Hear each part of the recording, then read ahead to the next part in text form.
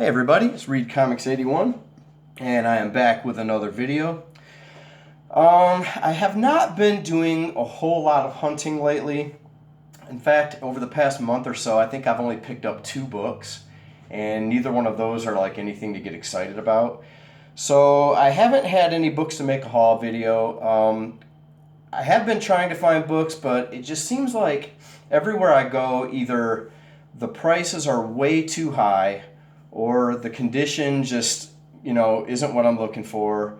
And like dollar bins, forget about it. Every time I look through dollar bins or really any back issue bins, it's like everything has been so picked over that there's just really even nothing worth buying. So I've been on a little bit of a hiatus. Next week I plan on going to a small show here in Michigan. So hopefully I'll find enough books to make a haul video next weekend. But in the meantime, I'm making this video.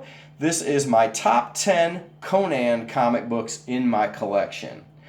And I'm going to get started with a couple of honorable mentions. And the first book I'm going to show is Giant Size Conan number 5. And this is Jack Kirby's only work that he ever did on Conan. And he only did the cover.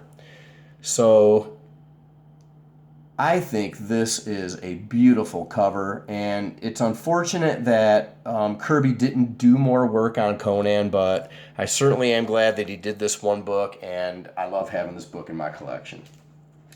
Okay, the other honorable mention that I have is Savage Sword of Conan number 116. Not a key or anything like that. But what's special about this book to me is that this actually contains a letter that I wrote to Savage Sword. They actually published my letter in Swords and Scrolls. And not only did they print the letter, but they also responded to my letter. So really cool to have my name in a Marvel comic, and this book will always have a special place in my PC. Okay, let's get to the top 10. Coming in at number 10... we have What If, number 13. What If Conan the Barbarian Walked the Earth Today? Now, this is the very first time that we see Conan in modern times. I know a few years back he appeared in, Savage Avengers, where he actually was in modern times and he joined the Avengers or whatever it was. I read the first issue of it and just couldn't get into it.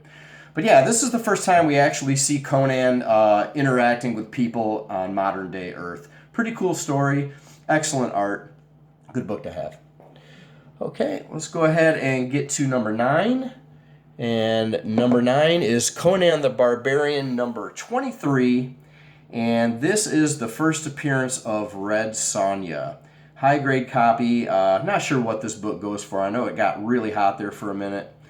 But really nice key issue to have. And this probably would have been higher up on my list, but it's a first appearance of a character that isn't Conan. So I was trying to keep my top 10 Conan books focused actually on Conan, but could not leave this one out, so this one comes in at number 9. All right, coming in at number 8. This is Savage Sword of Conan number 105. And the reason this book makes my list is because this is one of the most brutal, violent Conan stories that I have ever read. This has a little bit of notoriety for that. Some of the ways that he kills people in this issue are really, really outrageous. So yeah, this actually got a little bit of backlash from the community. Some people wrote in and expressed how they weren't too happy with the level of gore in this issue. Personally, myself, I thought it was a great story. The art was great. I didn't mind the excessive gore. I think it was in context of the story. So really, really like this issue. If you ever want to see Conan at his absolute fiercest, this is the book that you want to read right here. Savage Sword 105. Okay, coming in at number 7. Conan the Barbarian number 275, the last issue in the series. Double-sized issue. Really, really killer cover here. And this also contains a farewell letter by Roy Thomas in the back of the book where he thanks everybody who ever worked on this title with him. And just a really, really special issue in this series. That's the newsstand, and I also have a direct copy. I paid $15 a piece for these at a show a few years back, and I thought that was an excellent deal on this book, which is low printed. Okay, coming in next, another What If issue, and this is What If number 16 from the second series, and this is What If Wolverine battled Conan the Barbarian. Awesome cover. I love this red, the way it pops with the yellow of Wolverine's costume. And this story is absolutely amazing. I don't want to give it away, but the fight is really, really good, and you might be surprised by the ending. But yeah, if you love Conan, this is a really great book to have, great story. If you love Wolverine, again, great story. Must have if you're a fan of either of these characters. Excellent book. Okay, let's see. 1, 2, 3, 4, 5. Coming in at number 5 is King Conan, number 8. And this is the first appearance of Crom. He is the god of the Sumerians. Now, if you're a Conan fan, you know that Conan often curses Crom. Anytime he finds himself in trouble or in any kind of predicament, he will curse Crom because Crom is seen by the Sumerians as an indifferent god, like you get what you get, what do you want me to do about it kind of thing. He just pretty much just sits and watches people's fates unfold. So Conan will often curse Crom. And in this issue, though, this is a really cool story because Conan is fighting this wizard, and this wizard summons these demons to fight Conan, and the demons overwhelm him, and they're just about to kill him. And Conan, as he is slipping into unconsciousness, his soul is whisked away to the realm of Crom, and he stands before Crom, and we get to see Crom sitting on his throne. Really, really cool image of Crom, and Crom tells him, you have been a good subject of mine. You've always, worshipped me or whatever. And I am going to save your soul because you are too good of a warrior to die this way. So I'm going to save you from these demons.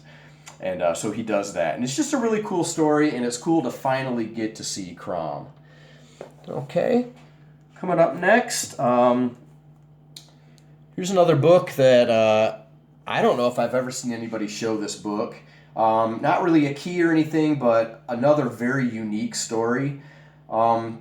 This is where Conan meets this, he's like a fortune teller, he's like a magical fortune teller, and he has these like tarot cards. And he uses his magic to subdue Conan, and then he pulls these cards to show Conan his fate. And so he shows Conan 3 ways that he can die.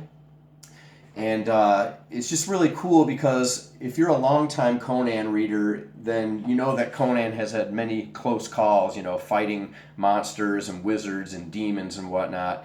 So in this issue, we get to actually see Conan die in 3 very different, very gruesome ways. So just a really cool story, and that's why it makes my top 10. Okay, coming up next at number 3, going backwards. Number 3 on my list is Savage Sword of Conan, number 1. Beautiful painted cover, and what's really cool about the Savage Sword of Conan title as opposed to the regular Conan the Barbarian comic book is that Savage Sword does not have to adhere to the comics code, or did not have to adhere to the comics code. So it really opened it up for a lot of stuff that they couldn't do in the comic book. A lot of violence, semi-nudity, language, things like that. And this is just really the way that I prefer to read my Conan stories, is in Savage Sword. And this was the first issue of that series, so this is why it made my list. All right, down to 2 books left, guys. Coming in at number 2 is Chamber of Darkness, number 4. And this is the Conan prototype story. So this book contains a 7-page story called The Sword and the Sorcerers. It was written by Roy Thomas, and it was drawn by Barry Windsor Smith, who was going by the name Barry Smith back then. And this was Barry Windsor Smith's, basically his practice. This was the way he got his practice to draw Conan, and also to see how receptive the readers would be to a barbarian story. So yeah, the barbarian in the story looks just like early Conan. It's got the helmet. It looks just like him. I don't think the barbarian actually has a name in the story, but you know, if you read it, you can tell it's Conan 100%. So yeah, just a really cool book, a really cool piece of Marvel history, and it comes in at number 2. And I got this for $1 at an antique shop. So this is still a book that you can find for pretty cheap. You can find a high-grade copy of this book for like, I don't know, anywhere from like $20 to $40 on eBay. So a good book to have. All right, and coming in at number 1 on my top 10 Conan the Barbarian books in my collection is Conan the Barbarian, number 1. First appearance of Conan. Nothing really you need to say about this book. Just an awesome Barry Windsor Smith cover. You know, just a really cool book to have in your PC. This book, for the longest time, was really overlooked and ignored by a lot of people until Conan made that appearance in the Savage Avengers. And this book, I think, is still very undervalued. I only paid $140 for this, and this is probably, I'm going to say a 7.5 or an 8.0. It's pretty high grade. And I'm not sure what this goes for nowadays, but I think it's still pretty affordable. I think you can get a really good copy of this book for probably like $300, if I'm not mistaken. So anyway, there you go, guys. I hope everybody enjoyed this Conan video. Like I said, I will be back most likely next weekend with a new comic book haul video. Until then, happy hunting, everybody, and I'll see you next time. This is Read Comics 81, signing out. Bye.